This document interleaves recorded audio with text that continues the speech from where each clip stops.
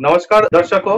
हर साल की तरह इस साल भी अगस्त के पहले सप्ताह में हम लोग मनाए जा रहे विश्व स्तनपान सप्ताह यानी world breast feeding week. IIT Bombay के सितारा डिपार्टमेंट के न्यूट्रिशन ग्रुप के अंतर्गत स्तनपान पे सेशन आयोजन किए हैं। ये वीडियो उसी सीरीज में से एक है। मेरा नाम है अर्को माझी और मेरे साथ आज जुड़ रही है डॉक्टर तनीमा सिंघल। डॉक्टर तनीमा सिंघल बच्चों के स्वास्थ्य के विशेषज्ञ है और इनको इस क्षेत्र में 12 साल से ज्यादा की अनुभव है। डॉक्टर तनीमा सिंघल एक प्रेगनेंसी एडुकेटर है, एक लैक्टेशन काउंसलर है और गर्भ संस्कार के विशेषज्ञ के रूप से काम करती है। डॉक्टर तनीमा, कई बार ऐसे देखते हैं कि माताएं कई सारे कठिनाइयों की वजह से या कई सारे और दुविधाओं की वजह से स्तनपान कराना बंद कर देते हैं। क्या आप हमें बता सकते हैं कि ऐसा क्यों होता है? नमस्कार दर्शकों। आज मैं डॉक्टर तनिमा सिंघल। एक बहुत बड़ा सौभाग्य है हमारा कि इस प्लेटफॉर्म के थ्रू हम इतने सारे फीमेल मदर्स को और बहुत सारे लोगों को ब्रेस्ट फीडिंग के बारे में, स्तनपान के बारे में इसमें जानकारी दे रहे हैं। तो आज हम जो टॉपिक पे बात कर रहे हैं वो है रीलैक्टेशन। रीलैक्टेशन का मतलब है कभी कोई माँ जो कि किसी भी कारणवश बच्चे को स्तनपान कराने में असमर्थ रही या फिर वो नहीं करा पाई या कराते हुए उसने बीच में छोड़ दिया किसी भी वजह से, तो वो माँ अगर हमारे पास आती है और आकर के अगर दोबारा लैक्टेशन यानी दोबारा स्तनपान कराना चाहती है तो उसको हम लोग रीलैक्टेशन बोलते हैं। अब हम जानते हैं कि रीलैक्टेशन होता किस वजह से है या क्यों हो जाता है रीलैक्टेशन, हमें क्यों इस प्रोसेस पे काम करना पड़ता है।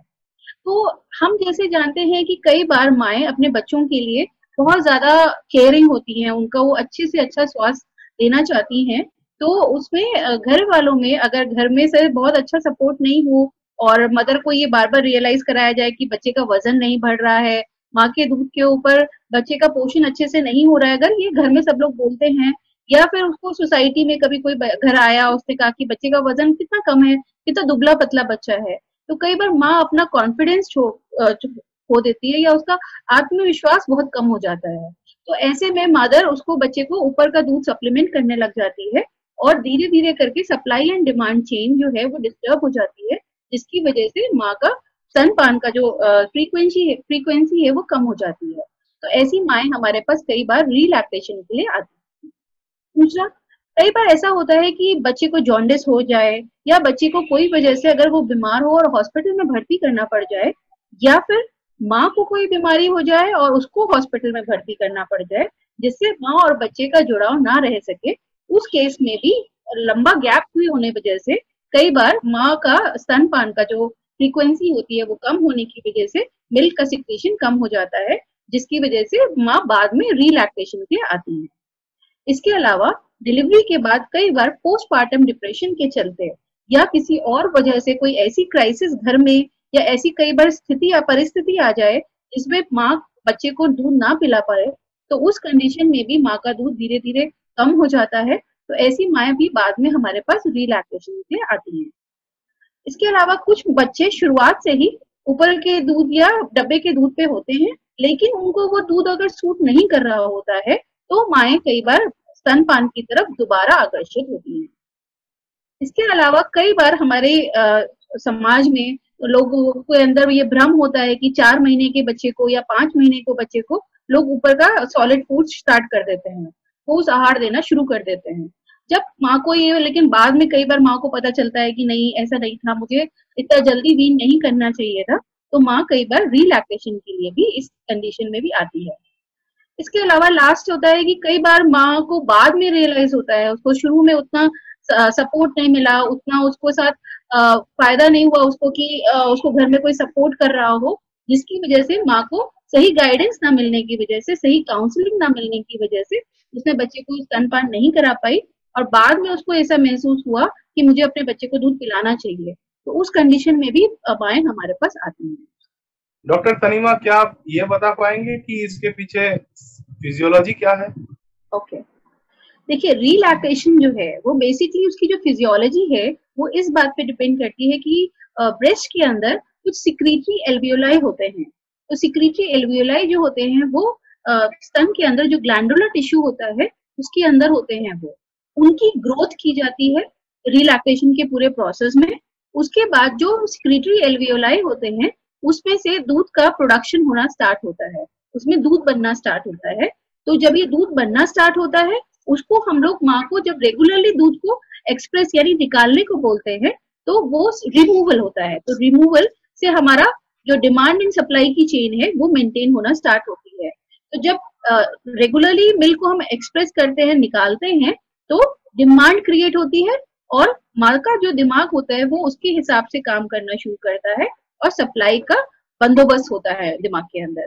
तो उस तरह से सप्लाई और डिमांड की चेन यहाँ से एस्टैब्लिश होकर के स्तनपान के लिए दोबारा यानी कि रीलैक्टेशन पूरा प्रोसेस स्टार्ट हो जाता है। डॉक्टर तनीमा, आपसे हम ये जानना चाहेंगे कि जैसे बॉडी के हर एक प्रोसेस के लिए काफी सारे हार्मोन्स उसमें इन्वॉल्व रहते हैं, रिलैक्टेशन के लिए भी हार्मोन्स इन्वॉल्व है जी। और ये हार्मोन्स की भूमिकाएं क्या है? ओके, स्तनपान के अंदर दो बेसिक जो सबसे इम्पोर्टेंट हार्मोन्स काम में आते हैं वो है प्रोलैक्टिन और ऑक्सीटोसिन। तो प्रोलैक्टिन हार्मोन के बारे में पहले हम जानते हैं। जब रिलैक्टेशन के दौरान हम माँ को जब ये बोलते हैं कि बच्चे को आप अपने स्तन पे लगाइए, तो जब बच्चा स्तन पे आकर के सकिंग स्टार्ट करता है तो वहां से जो सेंसरी इम्पल्सेस यानी उसके ब्रेन को ये सिग्नल जाता है, जब बच्चा निपल पे सक करता है वहां से प्रोलैक्टिन बनना स्टार्ट होता है। ये जो प्रोलैक्टिन हार्मोन है ये पिट्यूटरी ग्लैंड से बनता है और इसका बहुत इंपॉर्टेंस है लैक्टेशन में और रिलैक्टेशन में भी। और प्रोलैक्टिन हार्मोन जो है वो निपल स्टिमुलेशन के कंट्रोल में होता है। जब निपल स्टिमुलेशन होती है तो प्रोलैक्टिन बनना स्टार्ट होता है और ये जो प्रोलैक्टिन हार्मोन है ये जो सिक्रीटरी एल्वियोलाई जो ब्रेस्ट के अंदर होते हैं उसको स्टिमुलेट करता है, जिसकी वजह से वहां पे जो सिक्रीटरी एल्वियोलाई है वो दूध बनाना स्टार्ट करते हैं। इसी तरीके से ऑक्सीटोसिन हार्मोन होता है। ऑक्सीटोसिन हार्मोन भी पिट्यूटरी ग्लैंड से ही सिक्रीट होता है जो कि सकलिंग के रिस्पॉन्ड में आता है। ऑक्सीटोसिन हार्मोन का क्या काम होता है, वो जो दूध ब्रेस्ट में बन रहा है, स्तन के अंदर जो दूध बन रहा है उसको पुश करने के लिए, उसको बाहर निकालने के लिए काम करता है। तो जो वहां पे ग्लैंडुलर टिश्यूज होते हैं उससे जो दूध बनता है वो मसल्स जब सिक्रीट जब कॉन्ट्रैक्ट करती हैं तो ऑक्सीटोसिन हार्मोन जो है वो उसको आगे की तरफ पुश करता है दूध को और बच्चे को दूध मिलना स्टार्ट होता है। तो ये पूरा प्रोसेस में प्रोलैक्टिन और ऑक्सीटोसिन ये दोनों हार्मोन काम करते हैं। डॉक्टर, हम आपसे ये जानना चाहेंगे कि ये रिलैक्टेशन के सफलता की कुंजी क्या है? रिलैक्टेशन जैसे कि सुनने में भी और जैसे कि अभी हम इसके बारे में बात कर रहे हैं ये थोड़ा कॉम्प्लेक्स लगता है और ये है भी, बिकॉज माँ और बच्चे का जब दोबारा मतलब हम जब उनको वापस दोनों को आपस में जोड़ते हैं इन द सेंस कि बच्चे को माँ के ऊपर जब लैचिंग कराते हैं, बच्चा जब माँ के नजदीक जाता है दोबारा उसके स्तन के ऊपर जब वो सकल करना स्टार्ट करता है तो माँ के अंदर हार्मोन्स का स्त्राव फिर से बहुत अच्छे से होने लगता है। तो ये होता है सकलिंग। तो जब बच्चा माँ के स्तन पे सकलिंग करे उसके बाद उस दूध जो बना है उसको रेगुलरली निकाला जाए, उसको एक्सप्रेस किया जाए और जब ये दोनों प्रोसेस होते हैं तो हार्मोन प्रोलैक्टिन उसका इंक्रीज होता है और ऑक्सीटोसिन हार्मोन से वो दूध आगे बढ़ता है। तो ये जो 3 पॉइंट्स हैं ये सबसे इम्पोर्टेंट कुंजी या की तरह काम करते हैं रिलैक्टेशन। डॉक्टर, ये रिलैक्टेशन के समय हमें ऐसी कौन सी चीजों की ध्यान रखना चाहिए, जरा आप दर्शकों के लिए बताइए। जब कोई माँ हमारे पास रिलैक्टेशन के लिए आती है तो कुछ इम्पोर्टेंट ऐसे फैक्टर्स होते हैं जिनको हमें बहुत ध्यान रखना जरूरी होता है। जैसे पहला होता है कि माँ ने किस तरह वजह से या किस हालात में बच्चे को दूध पिलाना बंद किया था, उसकी हमें एक डिटेल्ड हिस्ट्री लेनी होती है ये वजह जानने के लिए कि किस वजह से माँ ने दूध पिलाना बंद किया था। तो उसमें जब हम ये जानते हैं कि बच्चे ने दूध क्यों पीना बंद किया था, उसके अंदर बहुत सारी चीजें होती है। माँ अगर एक बड़ी फैमिली में रहती है और माँ के ऊपर पूरी जिम्मेदारी है पूरे घर की देखभाल करने की, या उसका एक और 2-3 बच्चे पहले हैं या एक बच्चा पहले है, उनकी भी देखभाल माँ को अकेले करनी है। इसके अलावा माँ के क्या गोल्स हैं, वो अपने बच्चे को कब तक दूध पिलाने का प्लान कर रही है, क्या उसको पूरी नॉलेज है इसके बारे में या उसने सिर्फ कहीं पे सुना और उसको लगा कि मैं भी कर लूं।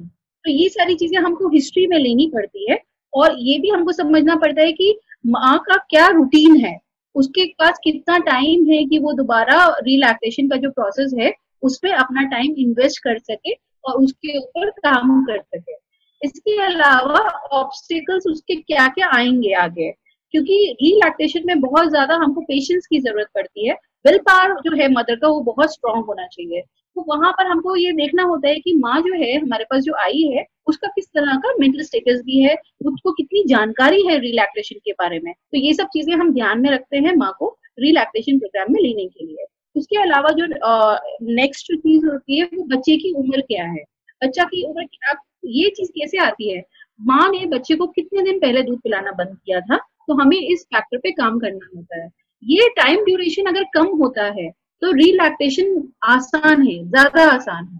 बट यही अगर टाइम ड्यूरेशन ज्यादा होता है तो उसमें थोड़ी सी टाइम टेकिंग होता है। तो माँ का जो उसको मतलब ध्यान रखना पड़ता है कि इतने दिन का अगर प्रोसेस है तो मुझे इसके अंदर कंसिस्टेंटली इसको करना है। इसके अलावा उसके घर में किस तरह की हेल्प उसको मिलेगी, किस तरह की उसको सपोर्ट मिलेगा, क्या उसके घर वाले या उसके समाज इस चीज के लिए दोबारा कराने के लिए सपोर्टिव है, हमको ये भी देखना पड़ता है। इसके अलावा हम मेडिसिन की जब बात करते हैं तो कुछ मेडिसिन यूज होती हैं रिलैक्सेशन में।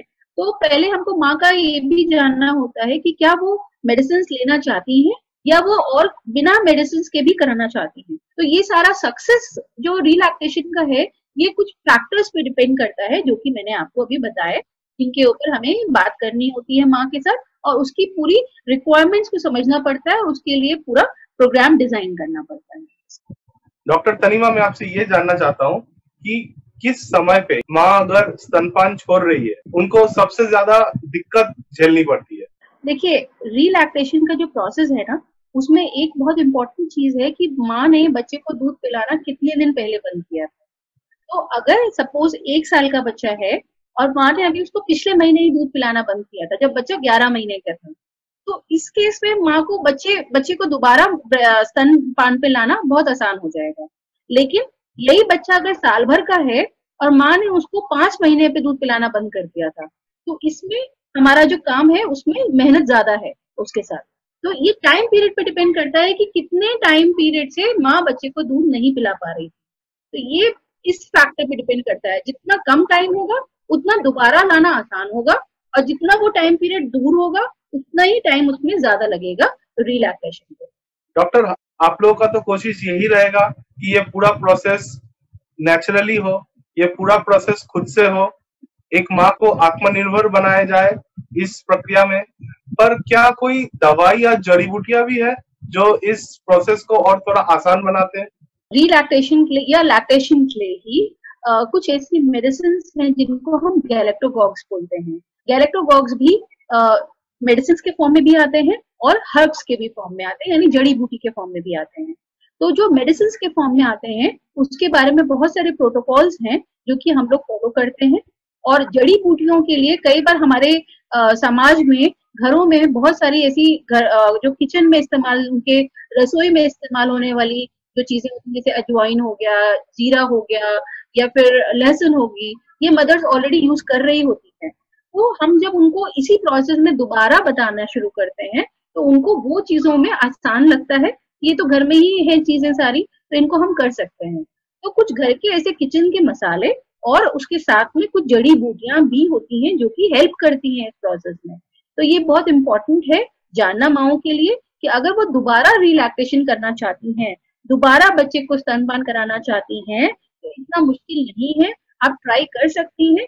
और साथ साथ इसकी कुछ ऐसी चीजें होती हैं जैसे माँ को अपना पानी का इंटेक बहुत अच्छा लेना चाहिए। माँ को अपना पानी का इंटेक जिससे उसका हाइड्रेशन अच्छा हो, ब्रेस्ट मिल्क अच्छे से दूध जो है वो अच्छा बने। इसके अलावा थोड़ा सिकाई वगैरह बताई जाती है माओ को, थोड़ा मसाज करने को बताया जाता है। तो इस तरह की कई सारी चीजें होती हैं जो कि नेचुरल है, जिनको प्राकृतिक तरीके से हम दूध बढ़ाने की प्रक्रिया करते हैं। डॉक्टर तनीम, आपसे हम ये जानना चाहेंगे कि अगर बच्चे माँ का दूध नहीं पी रही है तो कुछ और दूध पी रही है, तो उससे माँ का दूध में हम उसको वापस कैसे लाए, ये ट्रांजिशन कैसे संभव है? ये क्वेश्चन बहुत अच्छा पूछा आपने, क्योंकि जब माएँ हमारे पास आती हैं तो वो यही पूछती हुई आती है कि मैं कब अपना दूध वापस पिला पाऊंगी। तो उसपे वहां पर हम माँ को समझाते हैं कि ये प्रोसेस है और हम धीरे धीरे करके इस पे काम करेंगे। तो जब माँ बच्चे को अपने दूध पे धीरे धीरे लाती है तो वो जो उसके अलावा जो भी दूध दे रही होती है उसकी क्वांटिटी हम धीरे धीरे करके थोड़ी थोड़ी करके कम करते जाते हैं। और माँ के दूध को जब बच्चे को माँ के साथ हम जुड़ाव करते हैं तो माँ का दूध जो बढ़ता है धीरे धीरे करके वो माँ को खुद दिखने लगता है और उसका खुद का कॉन्फिडेंस, उसका खुद का विश्वास बहुत अच्छा हो जाता है, क्योंकि जब वो देखती है कि बॉटल में जो दूध था वो अब बॉटल वाला दूध बच्चा कम कर दिया है और हमारा माँ का दूध अब ज्यादा पीने लग गया है। तो इससे ये बहुत अच्छा प्रोसेस होता है और मैंने देखा है जब माएँ इस प्रोसेस में आती हैं तो उनकी जो खुशी होती है वो बहुत अच्छी होती है। कॉन्फिडेंस बढ़ जाते हैं। हाँ, उनका कॉन्फिडेंस बहुत अच्छा हो जाता है। डॉक्टर तनीमा, आपसे हम ये जानना चाहते हैं कि ये जो प्रोसेस है, ये जो प्रक्रिया है, क्या ये हर बार काम करते हैं, हर एक माँ के लिए काम करती है, और अगर नहीं काम करे तो हमें और क्या करना चाहिए? देखिए, रिलैक्टेशन का जो प्रोसेस है, मैंने जैसे पहले भी बताया है कि इसमें बहुत सारे फैक्टर्स हैं जब हम माँ को इसमें एनरोल करते हैं। क्या होता है, माएँ जब शुरुआत में आती हैं इस प्रोसेस के लिए, तो वो बहुत इसको लेकर के एक्साइटेड होती हैं कि मैं अपने बच्चे को वापस में ले आऊँगी अपने। धीरे-धीरे करके जब इस प्रोसेस में हम आगे बढ़ते हैं, तो बहुत स्ट्रॉन्ग सपोर्ट होना बहुत ज़रूरी होता है। अ, हर माँ जो है वो अपने बच्चे को बेस्ट देना चाहती है, बट या साथ ही साथ वो भी खुद एक इंसान है जिसको एक सपोर्ट की बहुत ज़रूरत पड़ती है। उसका सपोर्ट सिस्टम बहुत स्ट्रॉन्ग होना चाहिए। तो सपोर्ट सिस्टम हम एज़ अ डॉक्टर तो देते ही हैं, बट उसकी फैमिली का, उसके हस्बैंड का, उसकी उसके घर में और लोग, उसके समाज का बहुत इम्पोर्टेंट होता है उनका सपोर्ट सिस्टम। तो कई बार क्या होता है कि वो सिस्टम अगर अच्छा मजबूत नहीं होता है तो उसका कॉन्फिडेंस जो है वो कम हो जाता है। तो मैं ये नहीं कहूंगी कि हर बार ये सक्सेसफुल ही होता है, क्योंकि बहुत सारे ऐसे फैक्टर्स हैं जो कि इस प्रोसेस के को बीच में रोक सकते हैं। तो ये चीज है कि लेकिन हाँ, अगर माँ को जो जो चीजें बताई जाती हैं वो सब अगर वो ठीक से करती है तो उसके चांसेस सबसे अच्छे होते हैं। और उसके अंदर अगर वो कुछ चीजों को मिस कर रही है या फिर वो मेंटली, क्योंकि जब हम रिलैक्टेशन की बात करते हैं तो वो फिजिकली के साथ साथ मेंटली भी बहुत इंपॉर्टेंट है माँ का स्ट्रॉन्ग होना। तो अगर माँ मेंटली स्ट्रॉन्ग है लेकिन उसका सपोर्ट सिस्टम वीक है तो भी इसके चांसेस थोड़े कम हो जाते हैं। तो यस, ये जरूर इम्पोर्टेंट है कि ये सक्सेसफुल है, बट कुछ केसेस में ऐसा नहीं भी होता है कि हमने रिलैक्सेशन का प्रोसेस स्टार्ट किया और माँ को उसमें सक्सेस नहीं मिली, ऐसा भी केसेस हो सकते हैं। अच्छा, अब आपने एक क्वेश्चन और पूछा कि अगर ऐसा नहीं होता है तो क्या होता है या हम क्या करते हैं उसके? तो पहले तो हम जानते हैं कि क्या ऐसा रहा जिसकी वजह से माँ ऐसा इस प्रोसेस को कंटिन्यू नहीं कर पाई, या क्या ऐसा रहा जिसमें उस प्रोसेस को बीच में रोकना पड़ा। अब इसको जानने के बाद हम माँ की काउंसलिंग करते हैं। अगर माँ को दूध जितना उसने एक्सपेक्ट किया है कि इतना दूध तो हो ही जाता अब तक, और सपोज उतना दूध नहीं बन रहा है, तो हम माँ को समझाते हैं कि क्वांटिटी पे आप नहीं जाते हो। अगर दूध थोड़ा भी बच्चे को मिल रहा है माँ का, तो वो उसकी इम्यूनिटी को बढ़ाने के लिए, उसके जो जर्म किलिंग सेल्स हैं वो बहुत ज्यादा होते हैं ब्रेस्ट मिल्क के अंदर, तो वो थोड़ा भी अगर मात्रा में बच्चे को मिल जा रहे हैं तो वो उसके लिए फायदेमंद ही होंगे। इसके अलावा हमको एक बात ये समझनी होती है कि जो स्तनपान का पूरा प्रोसेस है वो सिर्फ न्यूट्रिशन के पॉइंट ऑफ व्यू से ही इम्पोर्टेंट नहीं है, वो माँ और बच्चे के सामीप्य और सामंजस्य के लिए भी बहुत इम्पोर्टेंट है। उनकी दोनों की बॉन्डिंग बहुत अच्छी होती है। जब बच्चा माँ के पास आकर के ब्रेस्ट फीडिंग करता है, स्तनपान करता है, तो माँ और बच्चे का जो बॉन्डिंग होती है उससे माँ के खुद के डेवलपमेंट के लिए और बच्चे के डेवलपमेंट के लिए दोनों चीजें बहुत इंपॉर्टेंट हैं। इसके अलावा बच्चे का जो ओरल डेवलपमेंट होता है, उसकी जो ओरल कैविटी होती है, तो जो बच्चे ब्रेस्ट फीडिंग करते हैं उनका ओरल कैविटी जो है वो ज्यादा स्वस्थ होती है और उनको डेंटल ट्रीटमेंट्स भी कम लेने पड़ते हैं अपनी फ्यूचर लाइफ।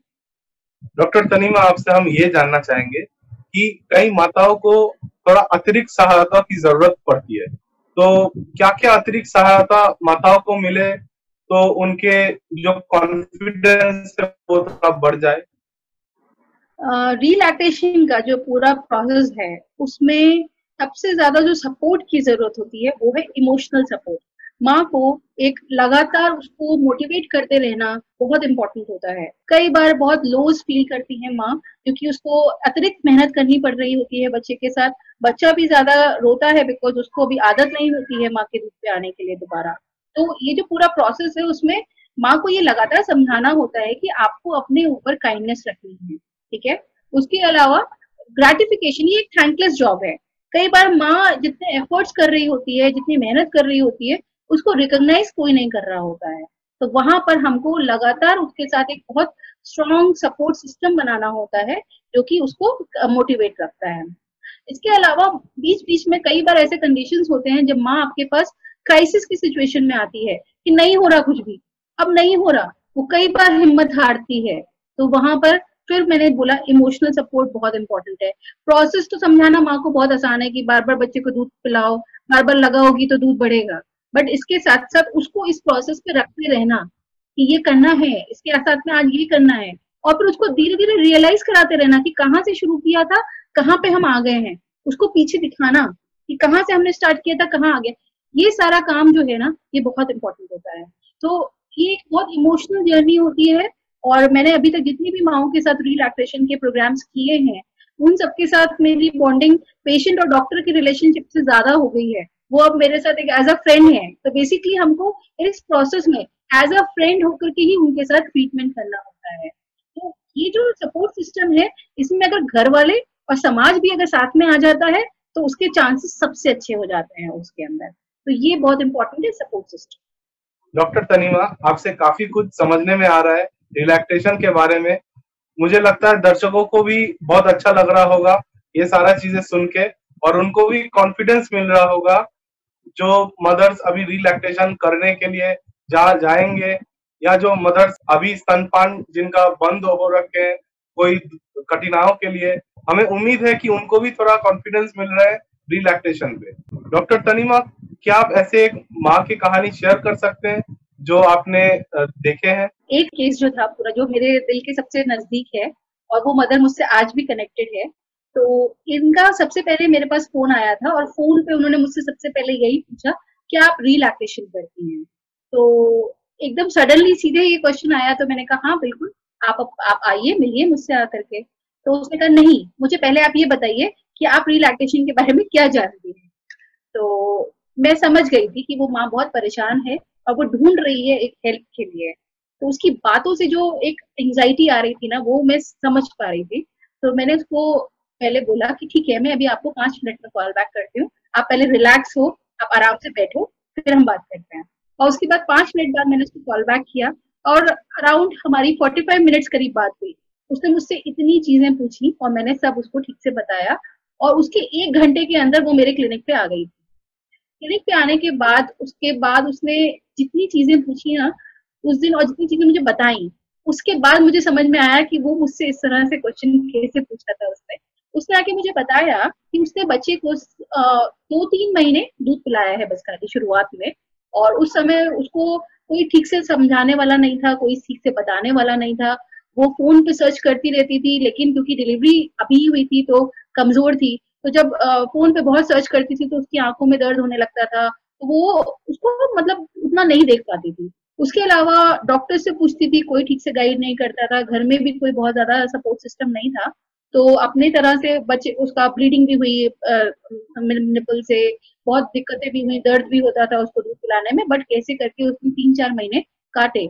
उसके बाद से वो दूध नहीं पिला पाई।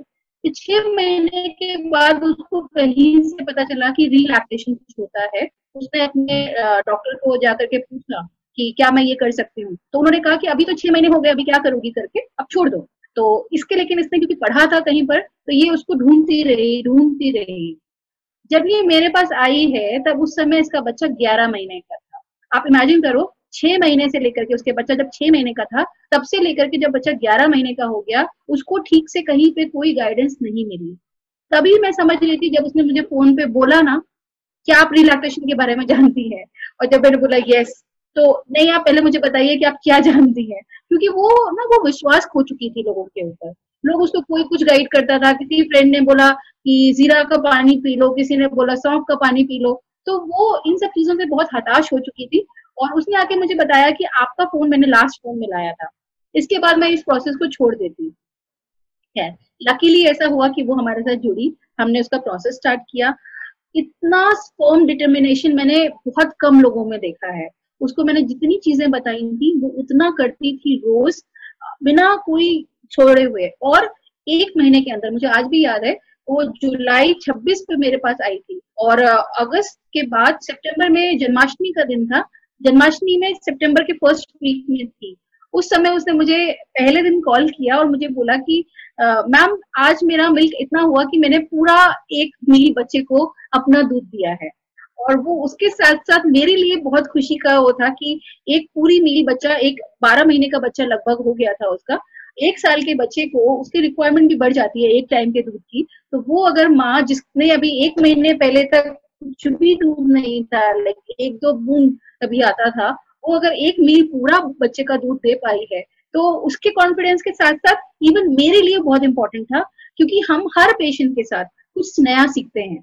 जरूरी नहीं कि हम मेडिकल चीजों के लिए सीखे, जो उनका एक स्ट्रगल होती है ना, उससे भी हम बहुत कुछ अपने लिए भी सीखते हैं।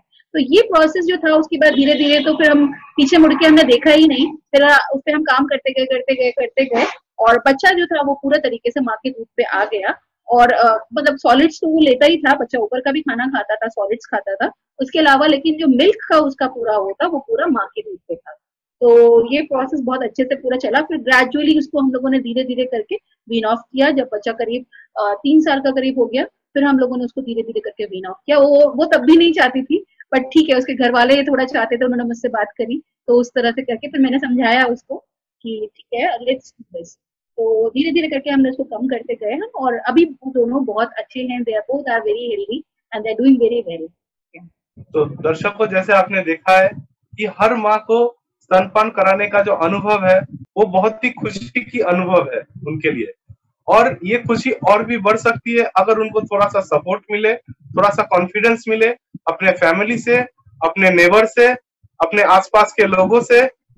और इसीलिए हम लोग डॉक्टर तनिमा जैसे और भी डॉक्टर से कनेक्ट किए, और आप लोगों के लिए अभी एक नया हेल्पलाइन नंबर हमने चालू किया है, जिसमें आप लोग हमें कॉल करके पूछ सकते हैं, और हमारे इधर मौजूद जो डॉक्टर्स हैं वो आपको बताएंगे आपके समस्याओं के सुझाव के बारे में।